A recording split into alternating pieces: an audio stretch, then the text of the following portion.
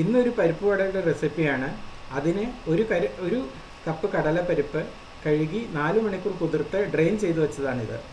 ഇനി ഇതിൽ നിന്നും 2 ടീസ്പൂൺ പരിപ്പ് മാറ്റി വയ്ക്കാം. ബാക്കി പരിപ്പ് തരിതരിപ്പായി അരച്ചെടുക്കാം. കടലപ്പരിപ്പ് തരിതരിപ്പായി അരച്ചെടുത്തതാണിത്.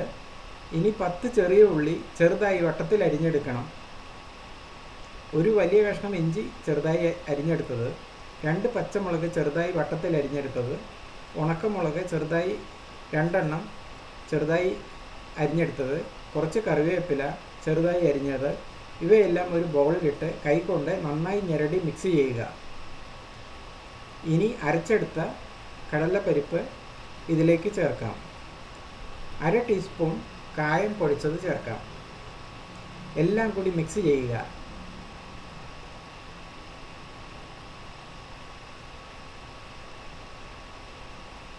അവസാനം 1/2 ടീസ്പൂൺ ഉപ്പ് ചേർത്ത് നന്നായി യോജിപ്പിക്കുക. അതിനുശേഷം മാറ്റിവെച്ച 2 ടീസ്പൂൺ കടലപ്പരിപ്പ് ഇതിലേക്ക് ചേർത്ത് കൊടുത്ത് ഒന്നുകൂടി മിക്സ് ചെയ്തെടുക്കുക. ഈ സമയത്ത്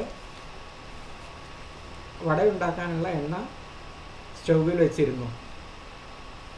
ഓരോ വടയും കൈവെള്ളം നനച്ച് ചെറിയ ഉരുളകളാക്കി ഒരു കൈ കൊണ്ട് മറ്റേ കൈ പ്രസ് ചെയ്ത് ഇതുപോലെ കനം കുറഞ്ഞ് നടുവിൽ കനം ആയും സൈഡിൽ കനയില്ലാതെയും ഇതുപോലെ ഓരോ വടയും എണ്ണയിലേക്ക് ഇട്ട് കൊടുക്കുക.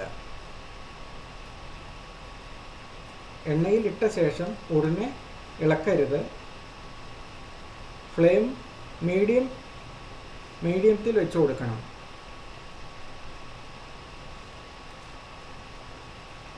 ഫ്ലെയിം കൂട്ടി വെച്ചാൽ മുകൾ ഭാഗം കരിയും, ഉള്ളിൽ വേവില്ല.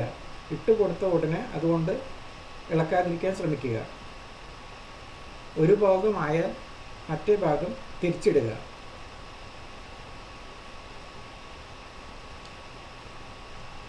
ഇപ്പോൾ ഒരു ഭാഗം ആയിട്ടുണ്ട്. എല്ലാം തിരിച്ചിട്ട് കൊടുക്കാം.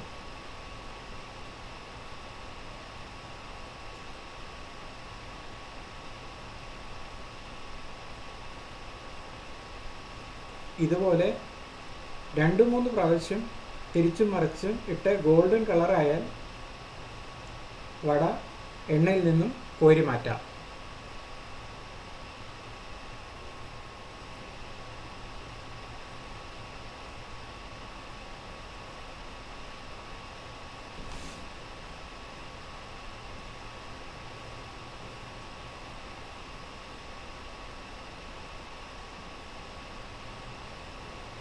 ഇപ്പോൾ വട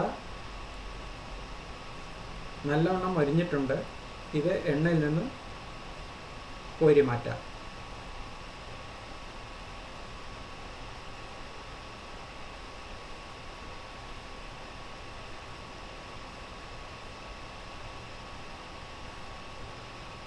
ബാക്കിയുള്ള വടയും ഇതുപോലെ ഉണ്ടാക്കിയെടുക്കാം.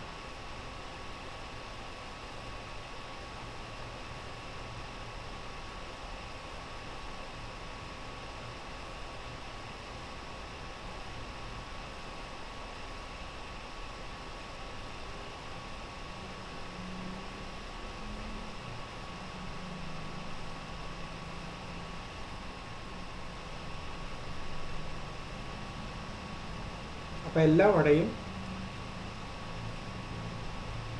ഉണ്ടാക്കിയിട്ടുണ്ട്.